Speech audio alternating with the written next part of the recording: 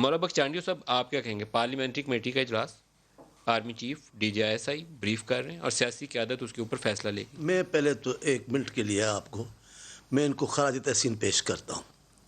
یہ کوئی دوسرا تیسرا موقع ہے کہ پاکستان کی فوجی قیادت پارلیمنٹ میں آ گئی ہے، سیاسی لوگوں کے سامنے آ گئی ہے، سوالوں کے جواب دے رہی ہے، کوئی گھبراہٹ نہیں ہے. Well done. کیا آپ یہ بریف بہت کر رہے اچھا ہیں؟ ہوا ہے. ٹھیک ہے. میں ان کی تعریف اس لیے کر رہا ہوں.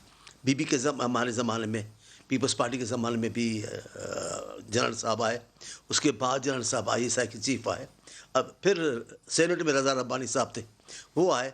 چپتے سوالوں کو وہ کیونکہ طے کر کے کچھ لوگ گئے ہیں کہ اب یوں پوچھیں گے، یوں کریں گے، تنگ کریں گے، لیکن وہ ایک اچھا تجربہ تھا. اور اس کے بعد مجھے جب بھی موقع ملا میں نے کہا آپ کو سلام ہو. قوم سے بھاگنے میں کیا ہے؟ یہ ہمیں کہتے ہیں آپ ان کے ساتھ بات کریں، کیوں نہیں کریں گے؟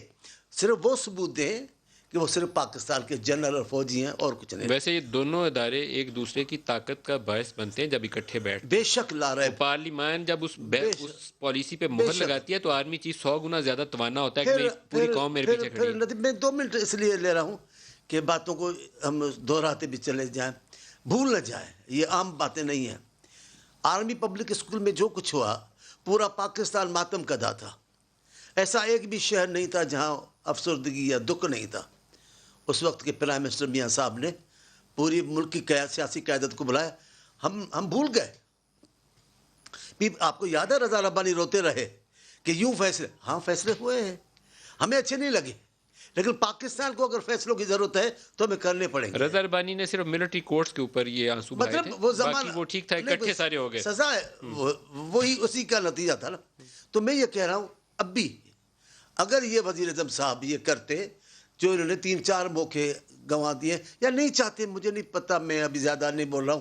یہ موقع بڑا اچھا ہے کہ ہم سب ساتھ ہوتے. ہر موقع پہ غائب ہیں. ایسے ان کو ایسوں کو چھٹی دے دی ہے جن کی کوئی اہمیت نہیں ہے، جن کی کوئی وقت نہیں ہے. مصدق ملک صاحب سے بھی اس موقع سے یہ جو آج موقع تھا اس کو چھوڑ دینے سے کیا فائدہ ہوا؟ آپ دیکھیں پورے بڑھتا کیونکہ وہ لیڈ کر رہے تھے، انہوں نے قومی اسمبلی میں پالیسی دے دی تھی. پورے پاکستانی قیادت سیاسی وہاں موجود تھی. بلاول صاحب تھے، آصف صاحب تھے، شہباز شریف تھے، پورا ملک وہاں تھا. اور نہیں تھے تو پرائم منسٹر نہیں تھے. لیکن میں ایک بات بتاؤں آپ کو، بس بھلے پوچھیں مصدق میرے سائیں ہیں، ایک بات بتا دوں.